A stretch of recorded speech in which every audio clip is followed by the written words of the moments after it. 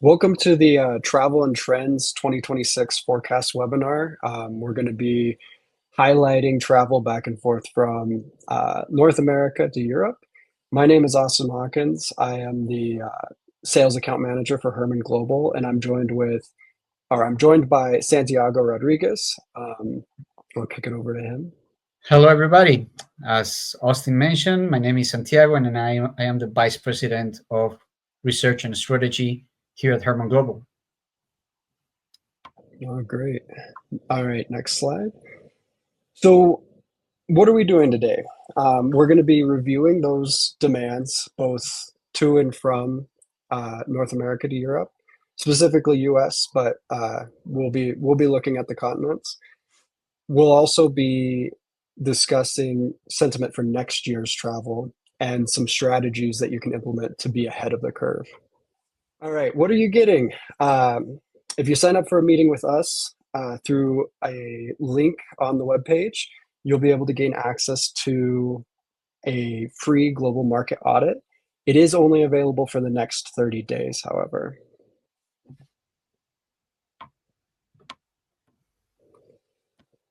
And how are we getting this data? We're going to be pulling it from organic search and also AI.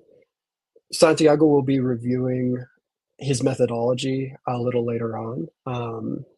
But more and more visitors are pulling information from AI, and we've accounted for that. Great, Austin. Thank you very much for the introduction. It's really nice to finally be able to share this information with all of you, especially because what we're going to see here is also not only what's been happening this year versus last year, how things have been changing in the current context, but we will be also providing some forecasts and context what's going to happen next year, right? And search data is really important for to do that because, as Austin was mentioning, with search data we can actually tell what's in people's mind, what people are actually looking for any destination. And with the help of AI, we can make these complex assessments to forecast future developments and get some strategies beforehand. So, what do you say, Austin, if we move forward? Yeah, let's go. Let's move on. Okay, let's roll it out. Let's see what the data from Europe to the US is for the next year. Okay, great. So the first thing we're showing here, of course, to talk about the future, we need to talk about the present and a little bit about the past. So this first data here is showing how much has moved the interest in traveling from Europe to the USA. And for you to understand how we're getting this data and what you're looking at here, we're looking at average monthly searches from the top 10 European economies looking for anything travel related to the United States. For example, travel to the United States, visit the United States, tour, hotel, flight to, etc., etc., etc.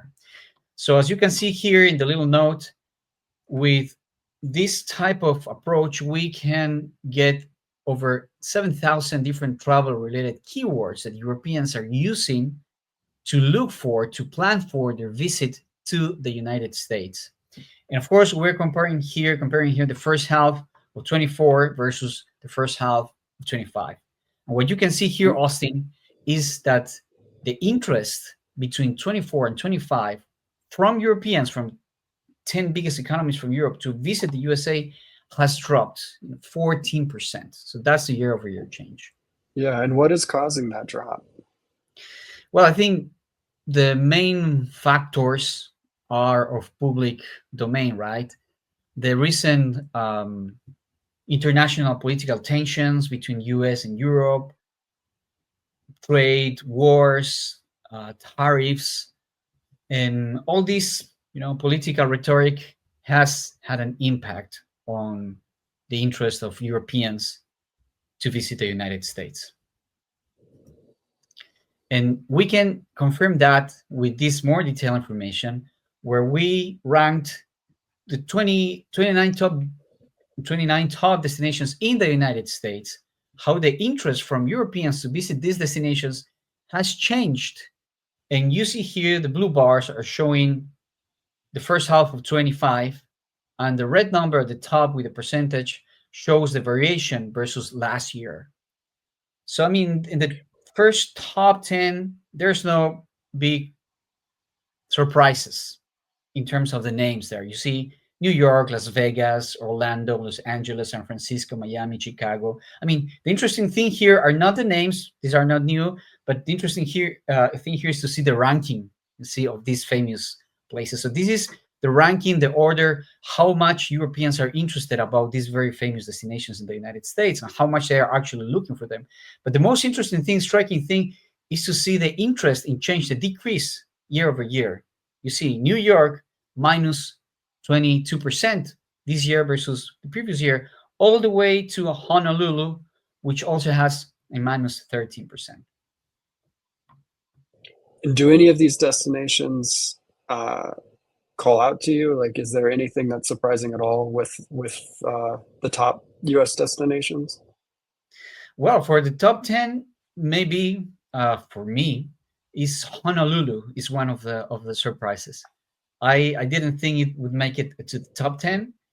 And the other, well, not surprising but shocking thing is to see that the decrease in interest year over year is present in every single destination. But let's look into the top 11 to 20 destinations. So here we start having like more surprises, right? And of course, very famous cities as well, like San Diego. But then you have New Orleans, Niagara Falls. It's not city specifically, more like an attraction, but it actually showed up there in the ranking very high. Then you have Atlanta, Seattle, Nashville, Key West, Philadelphia, Fort Lauderdale, and San Antonio. And you can see here that there are only two destinations, Nashville and San Antonio, the ones that got to escape the downtrend. And those are the only ones that have increased actually the interest from Europeans to visit them. Is there anything that you've pulled that separates these two destinations versus the other 20? Well, one of the things, although of course cities like Nashville and San Antonio are pretty popular and famous, but they are not New York, they're not Orlando, they're not like the top 10. So some a trend that we will see in the next slides as well is that Europeans are also looking for lesser known destinations, right? And when you have Mhm. like a crisis like this, mainstream is what suffers the most first.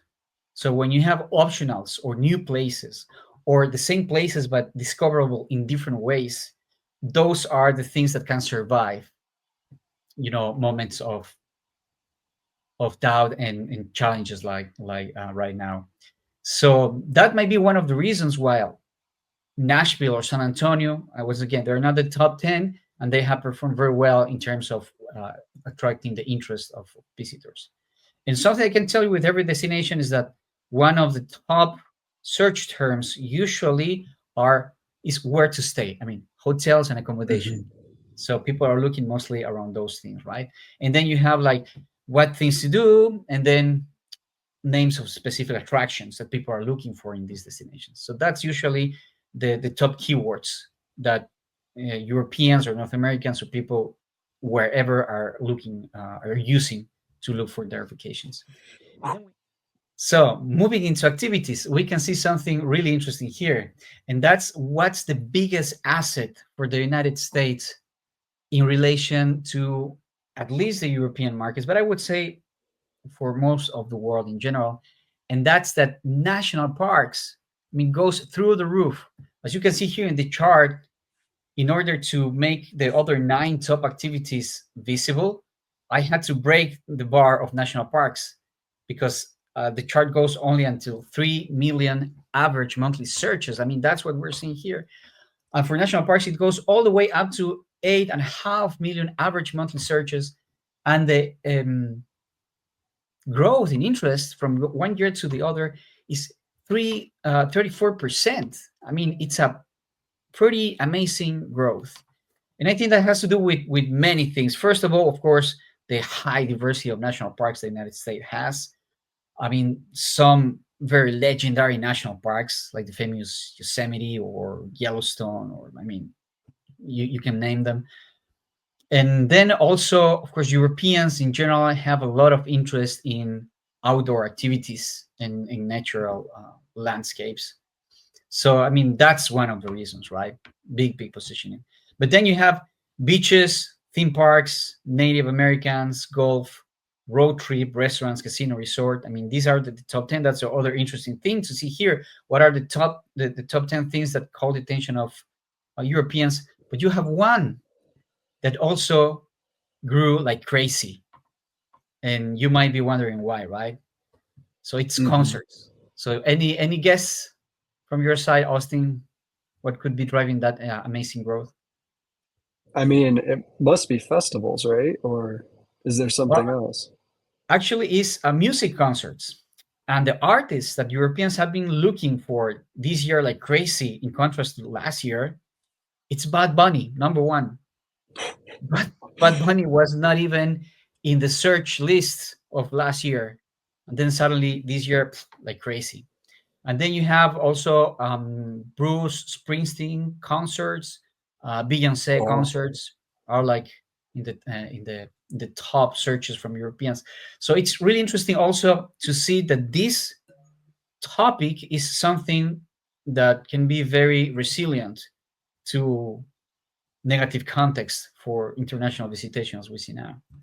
And then from 11 to 20, also interesting to see what's the order of interest for Europeans planning to visit the US. And you have sports, ski, zoos and aquariums, festivals.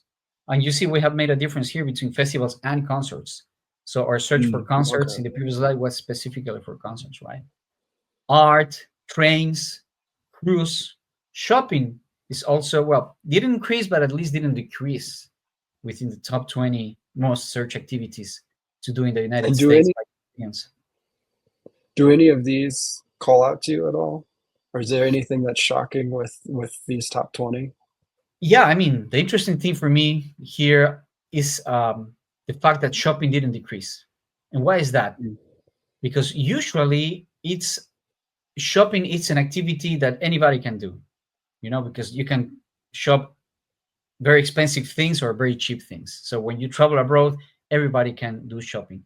While ski is an activity that not everybody can do. And ski is mostly something practiced by people that has, I mean, it's more expensive to go skiing, especially abroad. And usually these higher paying segments are the most resilient ones and are the mhm. ones who are showing like a more resilience to all these international political context, because they say, I mean, I don't care about that, I just want to go skiing, I have the money, I want to go. And that's something that we've been seeing when we make this analysis for specific skiing destinations. These skiing destinations show also a drop in a lot of different activities, but not in ski. They have increased the interest from Europe to these ski destinations in the United States. But when you look at the United States in general, you see that ski has dropped. I mean, the interest from Interesting. Europeans to come ski in the United States in general has dropped. But it looks like specific destinations have been very resilient because of their specific reputation for these specific destinations that we were looking to in these other cases that I was mentioning, right? So bottom line, ski in general for the United States has gone down, but shopping not. And Hmm. shopping is usually the one that goes down in specific destinations because, as I mentioned, anybody can go shopping. So when people have like a negative impression on a destination, one of the first things you say I will stop doing is go shopping, right? Um, but these other more specific activities like camping, biking, sports, for me in general, it calls my attention that they are all suffering in terms of a decrease in interest, right? And is sports like is it sports to play, or is it sports Yeah, to watch? Is it soccer it's games? yeah, it's more exactly. It's more like sports events. Okay. It's more like sports events, which is interesting that it's pretty high. I mean, it's number 11, right? Hmm. So just to have a general perspective, this is the outlook of how 23 versus 24 change in terms of interest from Europeans looking for activities or to visit the United States. You see, it was almost flat, no change. I mean, after the pandemic, we saw big increases and jumps in interest in 21, in 22, and then in 23, it started to, to become normal again. And then 24, which is the blue line with points there. 24, it's very similar to 23, and everybody was expecting that 25 would be like great growth and everything. Um, but then it didn't happen like that so much. But I'm showing this past data because I want to share with you now how we are going to forecast what is going to happen during the rest of 25 and 26. And for that, we take all this search data behavior, which are numbers. We take some statistical methodologies to forecast this into the future. But if we use just statistics shows numbers without taking into consideration context, right? I mean, and you cannot predict, well, nobody can predict 100% accurate what's going to happen in the future. But to make a reliable prediction for the future, you must not look into just into the number, but you must look into the context. I mean, on top of those numbers, what's happening from the economic, political, social, environmental, and psycho-emotional perspectives, right? And for that, we build a framework with 29 contextual factors distributed among these five pillars that you see here, right? Here are not the 29 contextual factors because it would be a very long list. I just wanted to give you some examples. And for example, from the economic dimension, we look into exchange rates, inflation, unemployment, or from the political perspective, stability, travel advisories, visa policies. From in the social perspective, we look into cultural affinity, major events, social trends. From an environmental perspective, natural disaster, climate conditions, sustainable perceptions. And from the psycho-emotional perspective, destination perception, emotional branding. All of these are more like qualitative things that are very susceptible to changes depending on context. And based on that, Okay. your forecast might change. And we've combined Or- all of these factors to make a correction on the forecasting, right? So you have, at the end, you have only a forecast, not only based on statistics, but also based in context. And here you have this chart, which shows, of course, the forecasting data for the rest of 25 and the forecasting for 26, and the change of European interest in visiting the USA, right?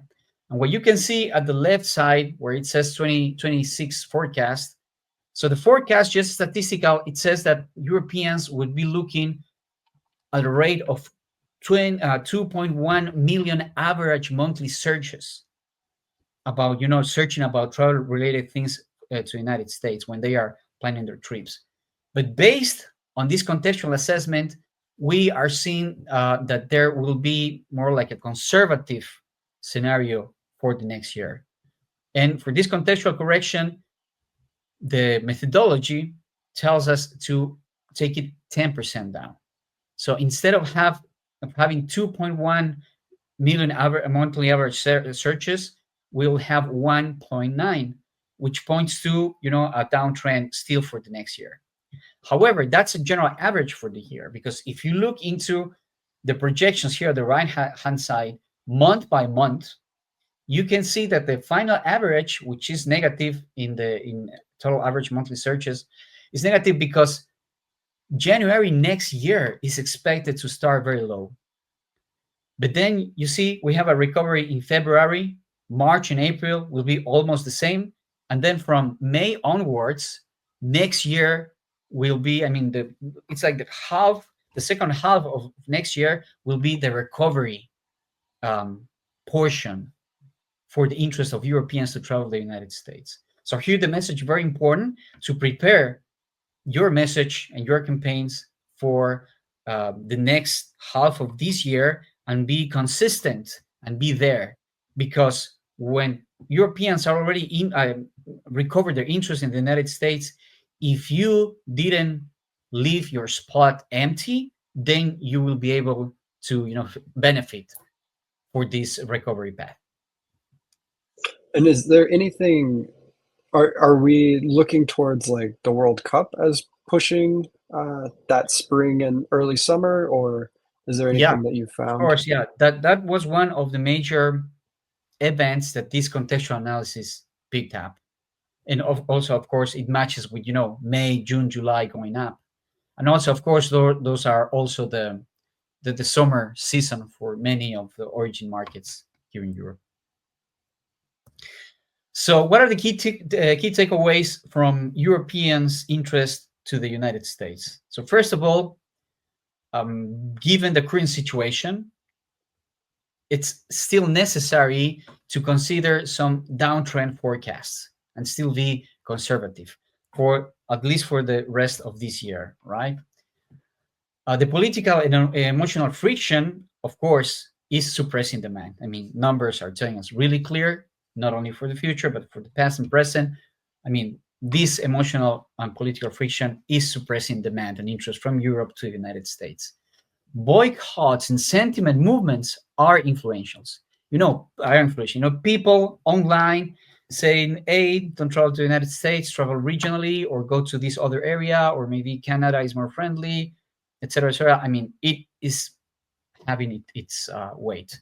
Then economic readiness, however, in Europe remains strong, especially because of the exchange rate. Right now the euro is pretty strong in relation to the US dollar. So restoring trust is critical to recovery. So what would be the some five actionable three strategies to recover the interest from Europeans to the United States? First of all, reveal trust at entry points and give clear information that the US is a welcoming country, that the things that have been appearing in media, they are maybe a little bit too amplified, exaggerated, and give all the information for travelers to feel secure that they will go through the entrance process to the United States without problems, right? Second, localize messaging for specific European markets. Don't generalize your message. Try to talk to specific pain points or points of interest per specific market, right? Promote people and places, of course, over politics or national views or national perspectives. Talk about people and places and what visitors can experience there as a meaningful experience. Leverage European voices. Look for influencers, authors, outlet, media based in Europe that can talk with a European voice about real and authentic experiences in the United States. And finally, offer safety first travel packages. All information, all type of insurances or guarantees that no matter what happens, you will be there for your travelers to help them with any issue. But of course, there won't be any. But if there would be any, they can rest assured that you will be there for them with all these safety first initiatives. So that's for Europe looking into the United States. Before going to the other way around, United States looking into Europe. I mean, anything that calls your attention here, Austin?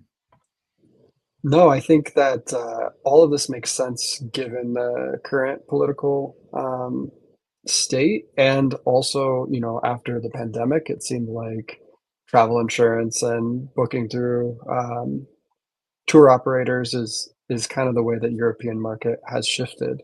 Um, so yeah, all of this makes sense to me. I'm excited to see the other way. Okay, so let's go to the other way. Now we're going to check the 2025 trends and forecasts from Americans from the USA, their interest in visiting Europe, right? What's happening here? So first thing here, we can see a contrast, right? So this is again what Americans are looking for when they are thinking about traveling to Europe. And this is based on over 6,000 travel related keywords. And you can see here that the story is different. With Europeans going to United States, there's a downtrend between the first half of 24 versus first half of 25. In this case, Americans' interest in going to Europe has increased 3.8%. Okay, so that's good news for European-based tour operators and destinations. Nevertheless, when we go into the detail, once again, this is the ranking of the top 10 destinations that Americans are looking for to visit in Europe. No surprises in terms of the names that we see there. Interesting to see the ranking. Paris over London, then Rome, Florence, Amsterdam, Barcelona, Dublin, Venice, Lisbon, Edinburgh. Interesting, however, to see that if you combine Rome, Florence, and Venice, Italy is the winner in the top 10, right? So Italy is doing great in terms of positioning. However, Paris is the only city that's been very resilient. Although, in general, the interest of Americans has grown year over year. However, the interest in specific destinations like this is going down, right? And you can see here's the top 20. You have Milan, again, Santorini, again, Italy, Athens, Madrid, Lake Como, Reykjavik, Prague, Copenhagen, Amalfi Coast, and Vienna, right? And you can see that in the top 20, what, 17, 16 of the destinations are showing a downtrend. Americans are less interested this year versus last year. Yeah, So it's interesting. something that calls your attention here, Austin? Yeah, just knowing that Paris is up, is it just, is France in general just so up that it's driving all of Europe to trend upward? I think it's a Paris phenomenon. I mean, Mm, Paris is Paris. So it's a brand of the city that is sure. so resilient. That is my takeaway from this, because once again, I mean, the key or the top keywords when people are searching for destinations is, of course, where to stay, where to sleep, which of course shows, I mean, when you do a search like that, shows a big intention of visiting, right? Because all of what we're Hmm. seeing here is about demand, I mean, intention, interest of people looking for very intentional travel related keywords and actions. So it's about accommodations, it's about hotels. So Paris is the most resilient destinations among all, and it's very well positioned in the brain of American visitors, right? And then when we go to activities. Remember, when we were looking into Europeans going to the United States, national parks was number one. But here, the other way Hmm. around, it's Americans going to the old continent. So number one here is museums. So, of course, it's following the stereotypes. I mean, the results here. So that's what people Sure. have in their minds the most. When I visit Europe, I want to visit a museum, right? And by the I way, mean, oh, sorry. yeah, go ahead. I was gonna say, just looking at the top 10, it looks like most of it is culture, as opposed to for Europeans, it's mostly outdoors. Yeah, yeah, and it's understandable. I mean, here in Europe, you don't have these impressive, huge, immense national parks as you have in the United States, right? I mean, just the size of the land and everything. So, um, United States is very well known for the national parks. Europe is very well known for its culture and history.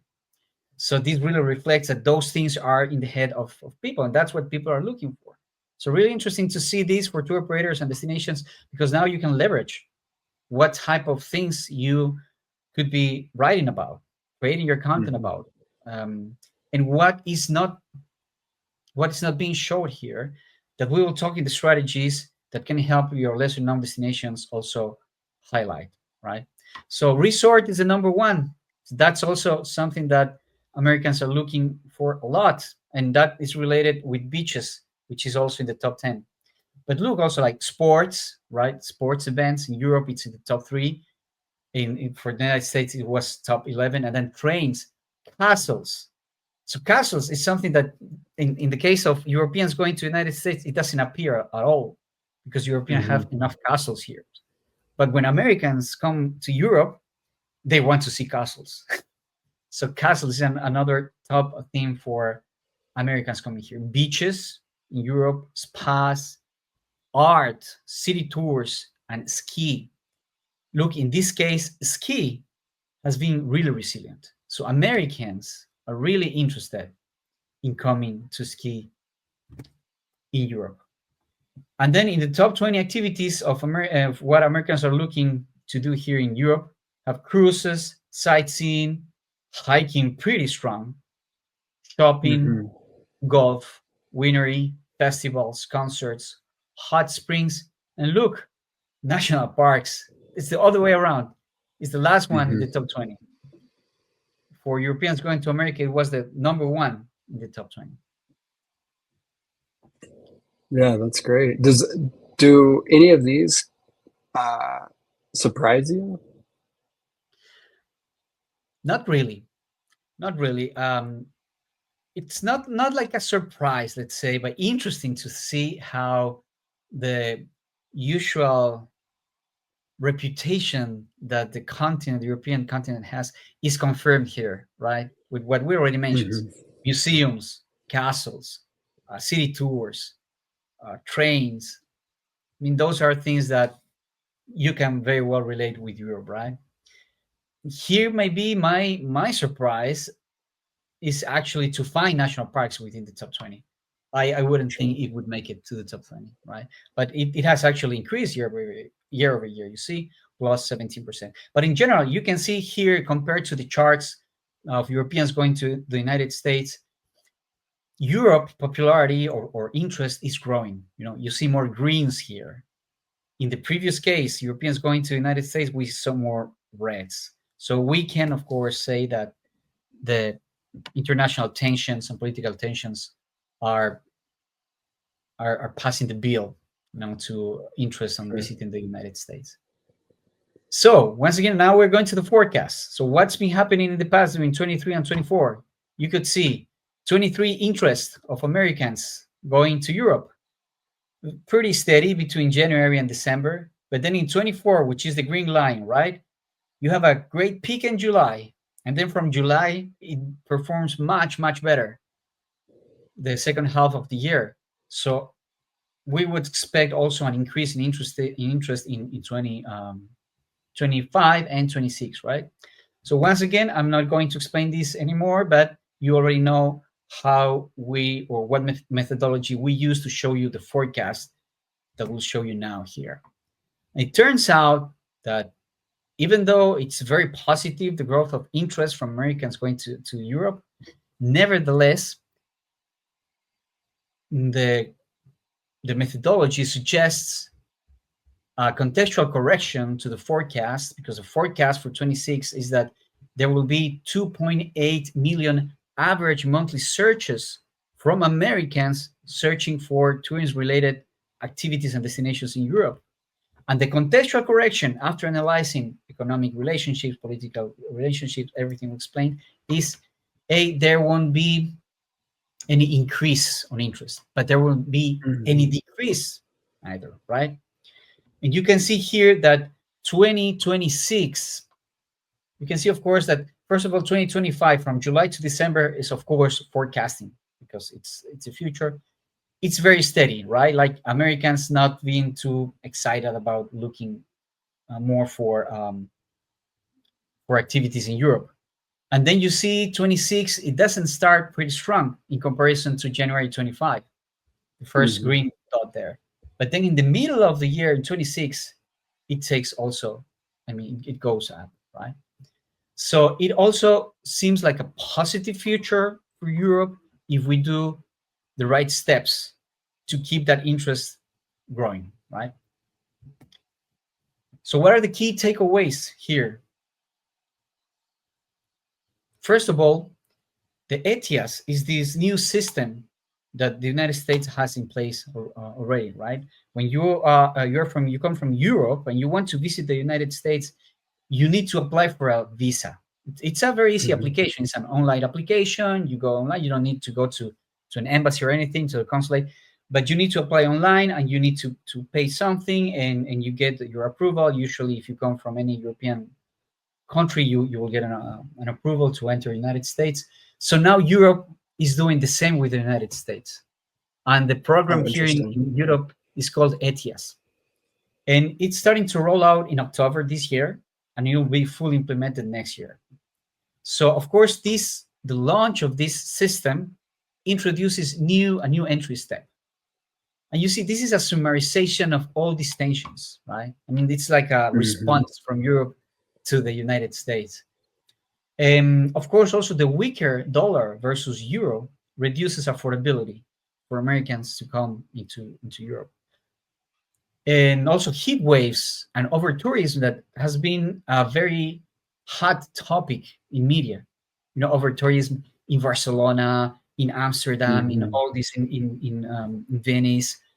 This news on how over tourism is hitting really bad on host communities and damaging this beautiful heritage has been hitting the news a lot.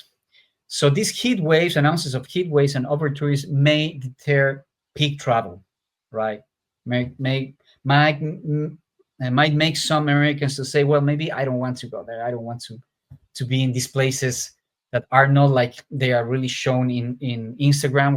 When you go there, it's all crowded, everything. So that's another important factor to keep in mind. However, Europe still has a strong emotional pull, right? I mean, when you think in Europe, when you think in the picture we have right now, for example, in this presentation, I mean, Europe still has this very powerful pull.